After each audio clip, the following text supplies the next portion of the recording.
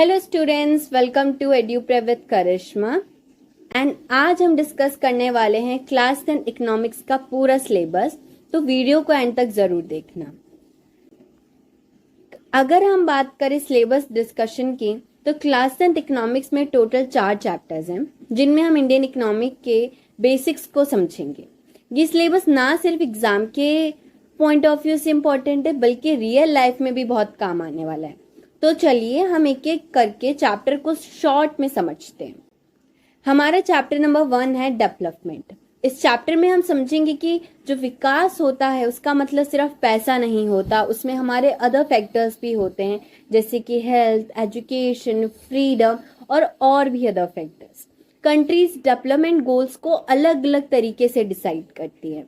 अगर हम बात करें, जो टॉपिक्स हमने इसमें पढ़ने हैं वो आपकी स्क्रीन में आपको शो हो रहे हैं। The first one is meaning of development, second is different people different goals, third is income and other goals, fourth is national development, fifth is how to compare different countries और state, sixth is average income, seventh public facilities and eighth is sustainability of development. Chapter number 2 पे आते हैं, जो chapter number 2 है sectors of Indian economy. ये chapter explain करता है कि इकोनॉमी के 3 सेक्टर्स हैं और साथ ही के साथ फॉर्मल और इनफॉर्मल सेक्टर्स का भी डिफरेंस बताता है। हम अगर टॉपिक्स की बात करें तो हम तीनों सेक्टर्स को पढ़ेंगे, उनका कंपैरिजन हम करेंगे। उसके बाद ऑर्गेनाइज्ड एंड अनऑर्गेनाइज्ड सेक्टर के साथ ही साथ पब्लिक एंड प्राइवेट सेक्टर्स को भी पढ़ेंगे। चैप्टर नंबर 3 है हमारा मनी एंड क्रेडिट।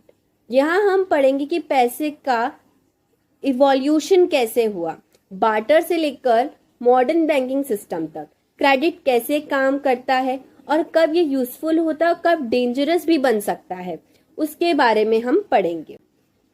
टॉपिक्स की बात करें तो टॉपिक्स है हमारे पास money as a medium of exchange, modern forms of money, credit, formal and informal source, terms of credit and self help group for the poor.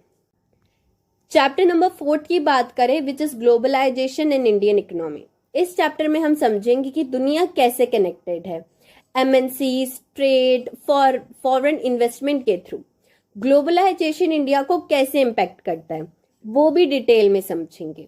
अगर हम इसके टॉपिक्स की बात करें तो इसमें हम प्रोडक्शन अक्रॉस कंट्रीज को समझेंगे, प्रोडक्शन एंड मार्केट कैसे इंटरलिंक्ड है वो हम समझेंगे, foreign trade and integration of market को, ग्लोबलाइजेशन उसके फैक्टर्स को, and impact of globalisation in India.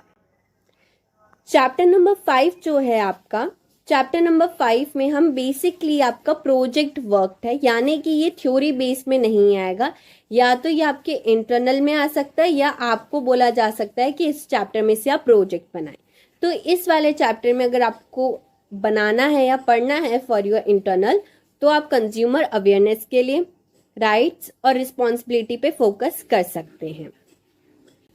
So last segment आपके लिए है टिप्स एंड एग्जाम स्ट्रैटेजी।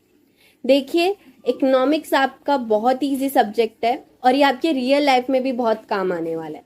अगर आप इसे और अच्छे से समझना चाहते हैं तो मेरा आपको सजेशन ये रहेगा कि हर चैप्टर को आप रियल लाइफ एग्जाम्पल के साथ पढ़ो। और इवन अगर आपको मार्क्स में भी एक्सेल करना है तो एनसीईआरटी के बॉक्सेस और केस स्टडीज को स्किप मत करना, क्योंकि पेपर में कभी कभार और मोस्टली वहीं से सवाल आते हैं। ये था क्लास 9 इकोनॉमिक्स का सिलेबस डिस्कशन। अगर आपको इस चैप्टर की डिटेल वीडियोस, माइंड मैप्स या नोट्स चाहिए तो आप मुझे कमेंट करके जरूर बताना। और हाँ, वीडियो को लाइक, चैनल को सब्सक्राइब एंड बेल आइकन दबाना मत भूलना, ताकि आपको हर नई वीडियो का अपडेट तुरंत मिले। See you in the next class.